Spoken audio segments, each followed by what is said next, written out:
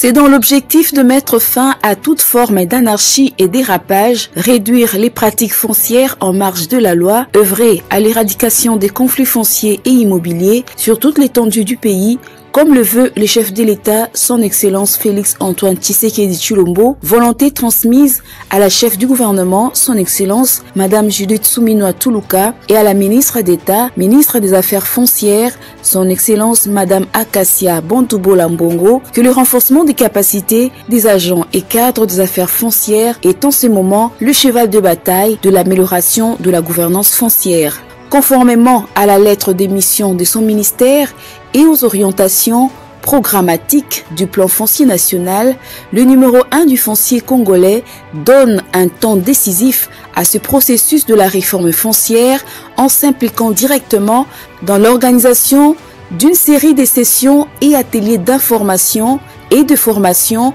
devant concourir au renforcement des capacités des agents et cadres de l'administration foncière. Cet exercice part en ce moment des circonscriptions de la ville de Kinshasa pour s'étendre progressivement aux 26 provinces. Cette action du ministère, qui passe par le secrétariat général des affaires foncières et la Commission nationale de la réforme foncière, CONAREF en sigle, est rendue possible grâce à l'accompagnement des partenaires ONU Habitat comme agence de mise en œuvre avec les fonds CAFI sous gestion du FONARED, et cela dans le cadre du programme d'appui à la réforme foncière PARF 2. Cette cérémonie de clôture de l'atelier a réuni plus ou moins 773 participants, dont 255 femmes, soit 33%, au chapiteau de l'université de Kinshasa, UNIKIN, en présence du représentant pays de l'ONU Habitat en RDC, M. Claude Albert Ngomsi, et directeur de l'UNIKIN, M. Jean-Marie Kaimbe. C'est le consultant Raphaël Kassongo de la CONAREF qui a assuré la modération lors de cette cérémonie de clôture. Prenant la parole, son Excellence Madame Acacia Bontubola Mbongo a dans son allocution développé le thème en rapport avec les pratiques foncières en marge de la loi, tout en faisant un état des lieux de son ministère. Les pratiques en marge de la loi sont à l'origine de beaucoup d'irrégularités et bavures. Elle a profité de cette occasion pour interpeller et conscientiser tous les personnels de son ministère à bannir les anti-valeurs et à promouvoir les bonnes valeurs afin de relever le défi auquel est confronté ce secteur foncier congolais, tout en émettant le vœu d'améliorer les conditions de travail de tous les agents. Cet objectif passe nécessairement par la mise en place des institutions d'un leadership transformateur afin d'avoir un service public foncier efficace au service du développement de la République. Je serai donc heureuse que les connaissances acquises au courant de cet atelier qui se clôture ce jour ne puissent pas rester théoriques. Je compte sur vous pour appliquer les instruments juridiques mis à la disposition et promouvoir les techniques apprises pour moderniser le service foncier dans vos circonscriptions respectives.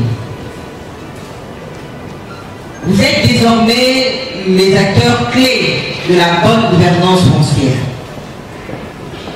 Et le ministère des Affaires foncières vous accompagnera dans cette noble tâche.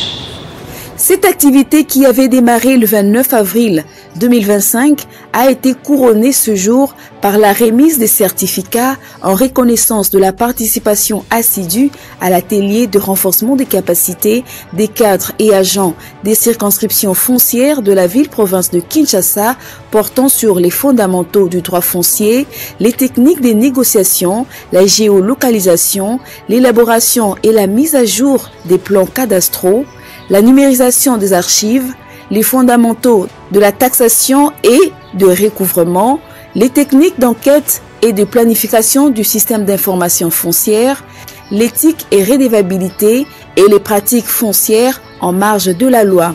Retenons que cette activité s'est déroulée le long de la période allant du mardi 29 avril au 22 mai 2025. Le représentant pays de l'ONU Habitat en RDC, M.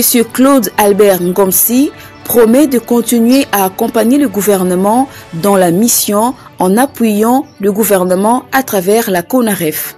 Je pense que votre conclusion nous permet de nous aider une fois de plus à nous accélérer afin d'accompagner la vision de son excellence chef de l'État. Excellence, est-ce que nous pouvons imaginer le concours national du prix du meilleur observateur foncier ou à partir des indices pour primer les meilleurs afin qu'ils se sentent reconnus pour ce qui travaillent bien, sinon ils seront dans l'avenir. Donc, je voudrais poser avec vous, avec les participants ici présents, que nous puissions imaginer le thème concours du prix du meilleur observateur foncier.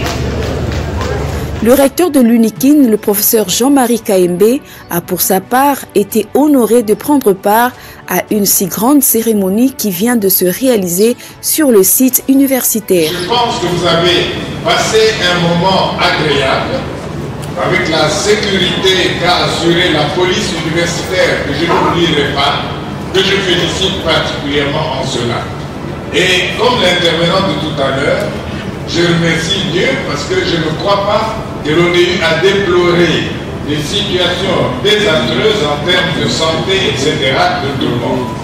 Merci encore une fois à vous tous d'avoir choisi, à votre excellence, d'avoir choisi l'université de Kinshasa et vous, participants, d'avoir avec nous vécu quelques jours agréables sur la colline inspirée et inspiratrice. Madame Gisèle Massabou Lumengu, conservateur des titres immobiliers de Barumbu, a au nom de tous les participants salué le leadership de la ministre d'État, ministre des Affaires foncières, son Excellence Madame Akassia Bandoubolambongo, pour cette initiative d'organiser des formations de mise à niveau. Nous demandons empressement à son Excellence Madame Akassia Bandoubo, la ministre d'État, ministre des Affaires foncières, que de telles organisations ne s'arrêtent pas ici à la capitale.